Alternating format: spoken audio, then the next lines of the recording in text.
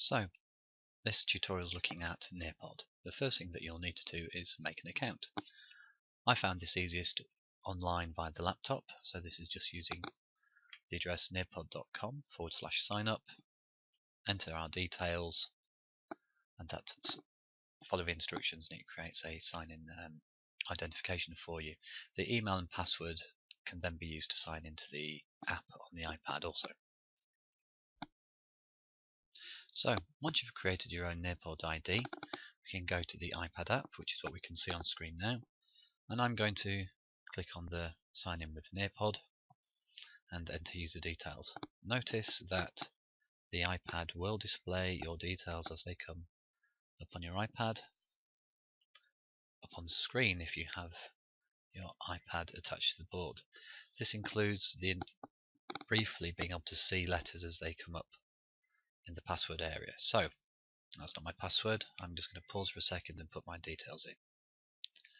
So you have a couple of options here when it comes to creating content. This is the iPad screen, which will take us to the various parts of our Nearpod app. In my library, I already have some work here, so something recently I've done on Macbeth, and so on and so forth. I can click the home button at the top left of the app, which will take me back to this page. We can also go into reports, which actually redirects to the browser. I'm actually going to come out of that for now, and we can even create on the iPad. However, I would suggest that creating content, checking reports, and so on and so forth is actually easiest done on the laptop, and then perhaps use the iPad if you want to run your Nearpod lesson on the go. So let's have a look at this through the laptop web browser. So here's the web view. Again, you could just Google Nearpod, take you to their home page, and you'll see the option to sign in. And again, straight away we have the library view.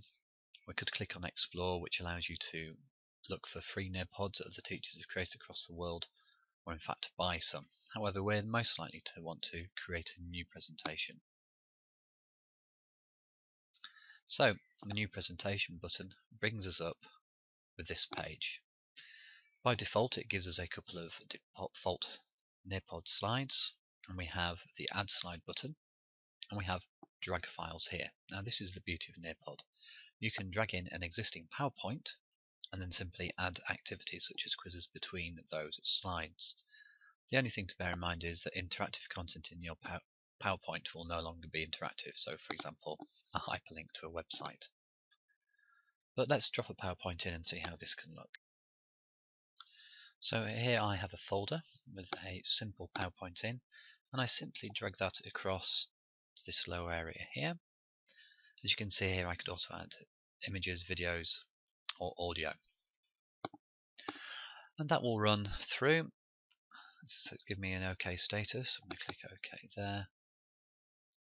And that will load my slides in. So I only had 3 slides there. So the bigger the PowerPoint with more images and so on, the longer that might actually take to go in. Now let's say I wanted a quiz to come in between this slide and this slide here, between 2 and 3.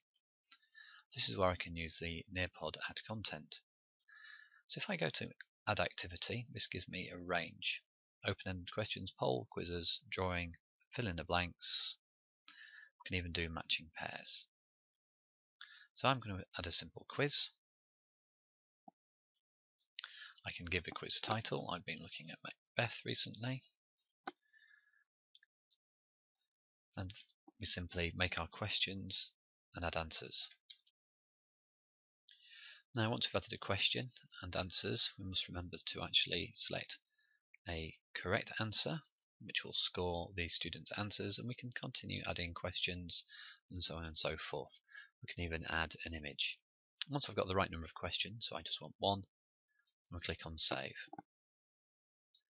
So the quiz is here. I'm now going to move that across to where position 3 is, so that the Nearpod slide lies between my 2 original slides. Now you may have interactive content, such as a link to a YouTube file within your video, within your PowerPoint rather. Well, again, we can actually add that content directly in. So this time I'm going to click on Add Content. You see we can either create a slide or bring one in, add video, audio, and a whole range of other content as well. So I'm going to click on video, which then gives us the option to actually physically add a video file, or we can even just provide a YouTube link. In this case, it's really handy because it actually allows us to search for YouTube files rather than having to predefine the URL. So I'm just going to type in Macbeth Soliloquy, and I've already seen a couple and I know this is a pretty decent one. So I've selected the video. I'm going to click select here,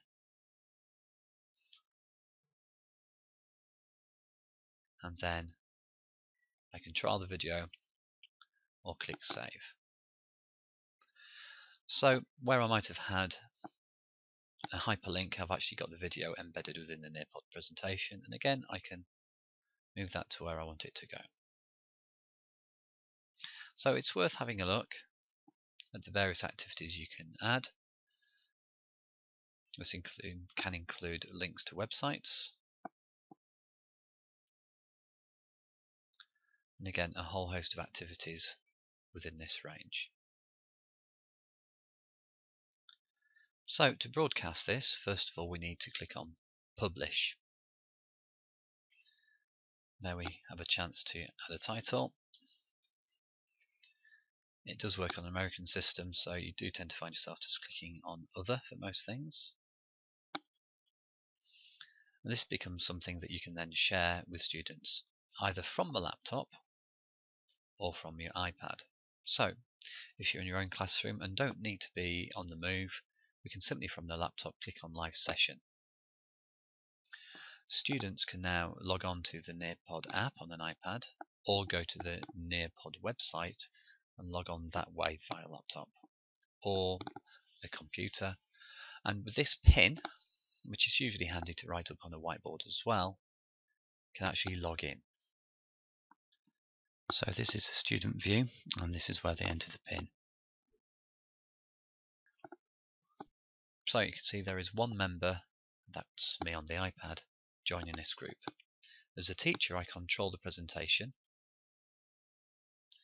and if we quickly flip to what view that gives us on the iPad, it's actually asking me as the student to sign in. Now because my iPad has my details, it already has my name in, so it's up to you how you want your students to write their names in.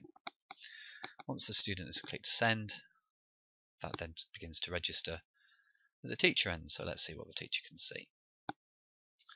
So that should refresh shortly. There we go, and my name's popped up. So once the whole class is signed in, we can actually go through the slides. So every time I click through a slide, the students get the same view. So again, that's the student view. And it's the same with the activities. Now this time, the teacher view is slightly different. Here I can see as answers come in and what responses the students have given. So this is the student view on the iPad. Make sure they click on send. They'll be asked to confirm. And that's that. If I go back now to the teacher view, we can see that there is a response there. So you could use that as a discussion point. You could even display this on the board if you want to make it a competitive process. As I click through, the students' work follows along, and we progress through the Nearpod presentation. With YouTube content, the students have the option to press play themselves and manage their own viewing, playing and pausing the content. If you have a whole class, I do advise to have headphones handy, otherwise there's a lot of noise from a lot of iPads.